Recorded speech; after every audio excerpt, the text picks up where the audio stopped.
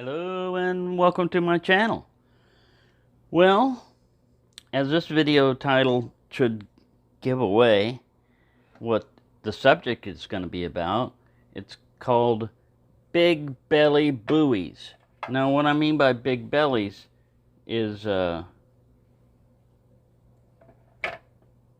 this depth, that comes down. Now, the reason why I'm talking about big belly buoys is because I have to narrow it down somehow. I've got so many Bowie knives, I couldn't do one video and show all the Bowie knives I have, and I love them. Now, that helps me eliminate something like this. This is a Bowie knife, and some people would say, hey, an inch and a half or almost 2 inches is a big belly, but it doesn't have that oomph to it. What I'm looking for is the shape of the Western 49 or the Marine Raider V44 type buoy. Those are the ones I'm going to compare and look at. And even though this, everyone would say is a Bowie knife, the SP5, see how it's kind of just straight? There's no...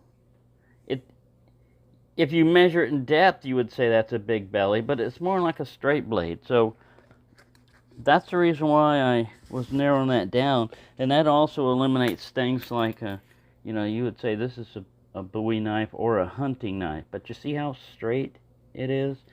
And the sheath also, it has a part for the drop point or the upsweep, but it's pretty much a straight. There's no swell in the... There's no swell. There's no belly. All right. I know. Well, hey, get back up here. The light's freaking out. Everything's freaking out. All right, yeah. And like I said, I like all kinds of Bowie knives, This would be considered a Bowie knife shape too, but it doesn't have a big belly. All right, geez. We took long enough to get our definitions down. But in a way, everybody would say this is a big Bowie knife. But does it have a big belly? Well, if you look at the widest point, and no, it doesn't have that final curve to it. So, there. And I had to narrow it down too, because just showing these examples, I'm just standing up right now.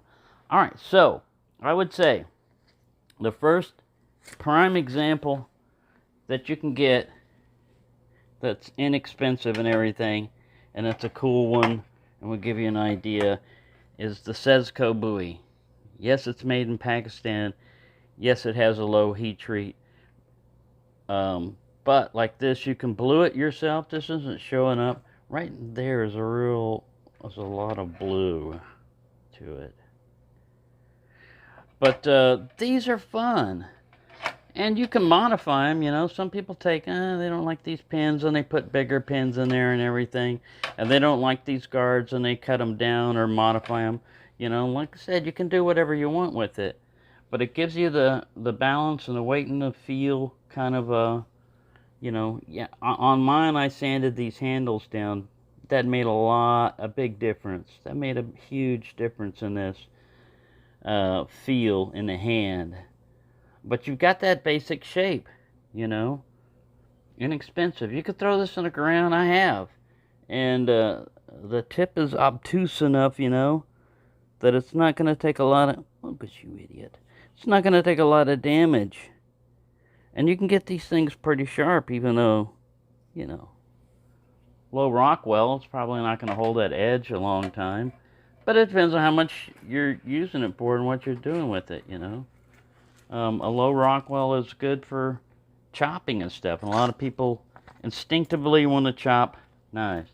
Also, this sheath will fit the Ontario SP10 Bowie knife perfectly. So that's another advantage to getting that, having that particular knife. All right, we'll set you over there. All right, in the inexpensive realm, we're the next step up from the Actually, I stole it from another. I don't know where I took this. I'm getting sheaths mixed up. If it fits, where's it? I don't know. This sheath right here belongs. This is the Sezco Bowie sheath. I don't know where that other one came from. I'll get them all mixed up. Yeah, it fits fairly well, a little bit loose. It fits even snugger with the SP10 like it was made for it. All right, so now you're starting to talk around the $40 to $50 range. Much more substantial. It used to be these were $10.95. I think they're $10.75 still. That's still a decent steel. Supposedly, the manufacturer or something says they went to $10.75 to reduce the chance of chipping. All right, whatever. But you're getting reduced carbon content with a $10.75. Still, this is a decent, knife. I really like it. It gives you the weight, and it's kind of modernized the Bowie knife. It no longer is trying to have like a brass guard here and leather handle or wooden handle everything. It's going more tactical. It's narrowed the cross guard down to just protecting your hand, because I realize you don't really need an S guard anymore nowadays. Most knife fights are, hey, I've got a knife, ugh, and you don't. That's how most knife fights go. It's not knife against knife, like they stand out there like an old west, and two guys, toe to toe get out there and start knife fighting. No, that doesn't usually happen. But you still need hand protection. Protect your hand, running up on it, or possibly something coming back, even a stick. If somebody's got a stick, they smack you on the hand hard enough and bam, you drop your knife. But anyway, we're getting a little carried away here. Yes, this is a good value because it like I said, it comes with a halfway functional sheath. You can get an inexpensive replacement for it. Let's move this guy out of the way so we'll know who's currently on display. And then we haven't talked about this because I was just using him as an example, but this is another one that was in the lower category. It costs less than this one. In many ways, it's larger and heavier. But yeah, this one is very nicely finished on the handle. That's what makes this one stand out. And I really like this one. That's probably where I got the sheath from. It's this guy. No. Yes. Yeah, that's one. Sorry. Bumped it. Yeah, these sheaths are, they're all right. They're traditional looking.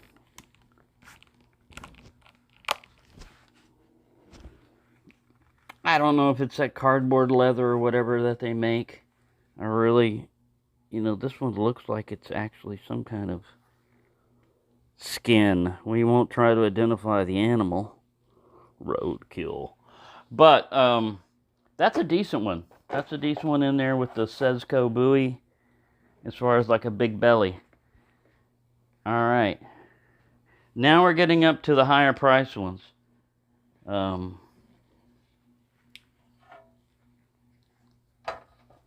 The Bear & Son. Let me put this guy up.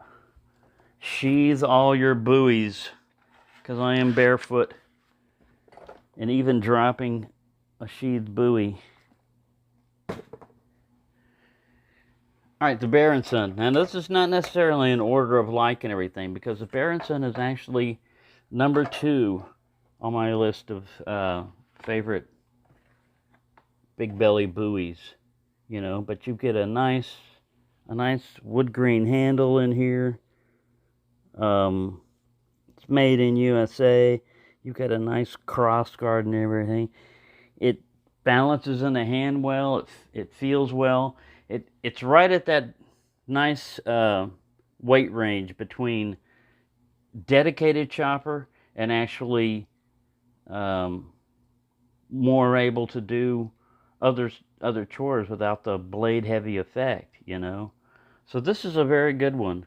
Now the only criticism a lot of people have with the sheath on this one is that they, on every one of them you look, it never goes down to the bottom there. Like they made the sheath a little bit short, or they did that intentional for some reason. But you've got a decent sheath with it, you know, a dangler, and they put the snap on the correct side and everything. And yeah, those, you know, those of you that like that style of knife and everything, this is a pretty good example. Now, the next one up, this is the cold steel. Now, my only concern, my only issue with this cold steel, well, I had a couple of issues, but they're easily resolved, is it's too big for me. It's huge. I mean, you know, I like big buoys, but there's a limit. And this one is getting more into sword class. It's nice to have. Don't get me wrong. It's nice to have this, but this one's a windlass cutlery or whatever, you know. And they're more into making swords and stuff. It has a nice, you know, little hollow ground kind of a. I don't know if this is flat or hollow. We'll find out. It's flat. No, it's hollow. It's got a hollow ground edge to it.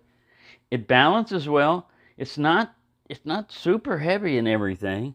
It's just a little bit. The proportions are just off for me. And if you combine it with this sheath, like I said, when I'm wearing this sheath, with this particular sheath, you have no choice to make it closer up to your hip. You know, there's no belt loop that you can fit in here. So that combined with how long this thing is overall, you almost need this leg tire that I've balled up down here. So that's why that one's number 2. And then of course the final one, the one that pretty much is perfect for me, and it's not just because, you know, it's not because of the price. It's not because this is the most expensive one. Indirectly, maybe it is because of the way, I'm sorry, I haven't wiped it all down, but it just feels so good in hand. It just feels just so well balanced. And I've actually thrown this one in the dirt a couple of times, you know, because I just love carrying it. I'm not going to do it now, now that I've seen what rocks can do to blade tips and everything. But like I said, this one, it's got an obtuse enough kind of like tip there that I don't think it would get damaged. Because the same spots where I threw that other one that got damaged, this one's fine. So yeah, you know, you've got a nice sheath, and you can tell. This I've heard was also to help if you had this in your belt, you know, and you had the sheath in your belt, and you had the belt over the sheath, like down here. This hump right here would help keep the whole sheath from coming out when you pull the knife. Anyway, that's just my thoughts, you know, on big belly knives. No, this one's trying to be big belly, but its belly's just not big enough. That one was. Dewey was using that knife, and then Boris took it away from him. He said, you know, like a parent takes something away from a child. You can't play with this anymore. I think Boris likes that one, really. But anyway, there you go. There's some Bowie knives for you. Like I said, this is just my own arbitrarily Big Belly Bowie, and the one that I tend to use the most right now, it's a toss-up between the SP5 and the SP10, because this one gives me more like a Bowie knife and machete type of feel to it.